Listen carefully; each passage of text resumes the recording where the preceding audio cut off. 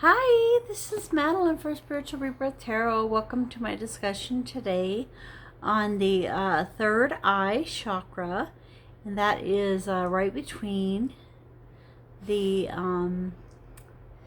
eyebrows. Right here, the energy is flowing. Feel the energy.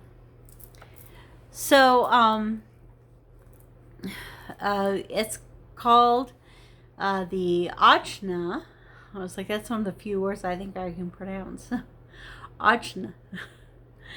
Okay, and the meaning is to know, to perceive, and it's about intuition, psychic abilities, the right to see, and self-realization. The third eye is a mystical and esoteric concept referring to that invisible eye that's in the forehead. And you can have perception beyond ordinary sight. So there's your two regular eyes, and then there's the third eye chakra in between. So the third eye is the extension of what the mind knowingly perceives.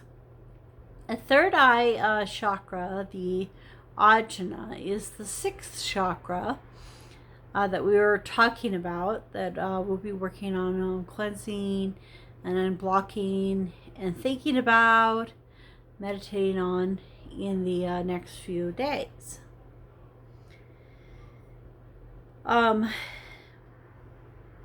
There are theories that if you spend time meditating on this, you can wash out all of your old karma, and so when you come to the end of this life, you aren't taking a bunch of baggage with you.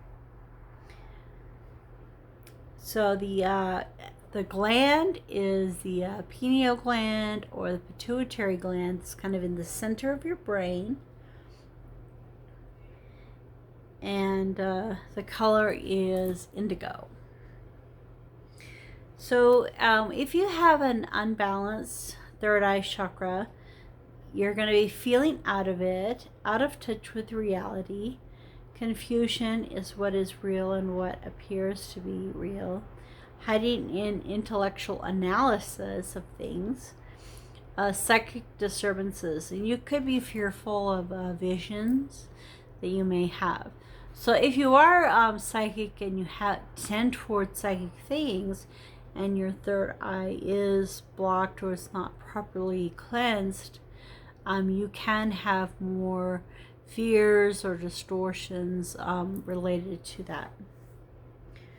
And so if it is balanced, you're looking at being comfortable in any reality, clear perception. My page doesn't want to turn. Psychic abilities, often clairvoyance, reliable intuition, and seeing energy with and beyond yourself. So just having a lot more clarity.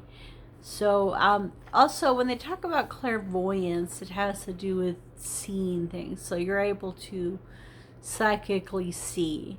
So if someone online is able to connect with your energy and tell you what they are seeing, they're being clairvoyant. If they just tell you what they're feeling, then it's more like sentient, clairsentient. Or you could be like claircognizant, where you just know the answer. Or maybe a combination of cognizant and sensing. Or you could be smelling. You could smell things. I know, like, there was one time that I just could smell a friend of mine, but they weren't anywhere around. So every once in a while, it just kind of hit you, and then you think of them and you write them a note that they need to hear from you. So obviously you can hear. So if you actually clairaudient, there's a few people who are clairaudient where they can actually hear the angels, the spirits, those talking to them in a clear voice. So I think that over time you can develop these, especially with a clear third eye chakra. And also, it's hard not to talk about. I just went through 3 days of training for theta healing, and the concept of working with this theta energy, and it is absolutely amazing.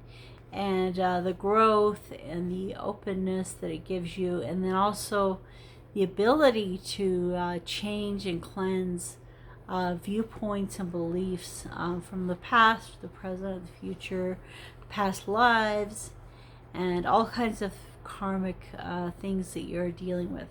So I'm going to do a little video just about theta healing and some of the experiences that I had during my healing and training, and it's something that I'll be offering quite readily, because it's just so powerful and so simple. Okay, so some of the affirmations that you can say to help balance this chakra: I trust and honor my intuition. I see my true self. I am connected to my inner knowing. My intuition and instincts guide me every day. My mind is open to new vision and perceptions. I expand my awareness. I am connected to my higher self. And so there are some really nice meditations that you can do, cleansings. With theta, one thing that she will see is, for some people, is actually almost a web over their third eye, and you're able to remove that, and then you see a lot clearer, and you have a lot better intuition and insights. So Palo Santo, mugwort, star anise are some of the herbs you can look at. As far as food, it's the third eye is the best day, the sixth chakra, because it's eating things that are chocolate and bananas. The way they say it is mind altering substances. So I personally don't do the things like marijuana and stuff like that, but if you're into that, well, here's your mind altering substances for 3 days. So chocolate, bananas, and those kind of things that make you feel good, foods that make you feel good are good ones for that. And also on the list here,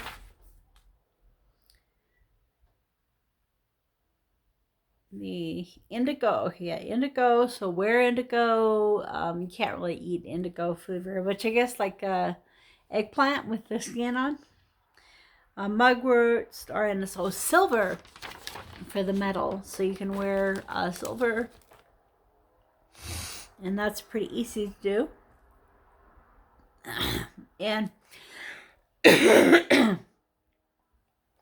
it's funny because different people have different crystals that they use.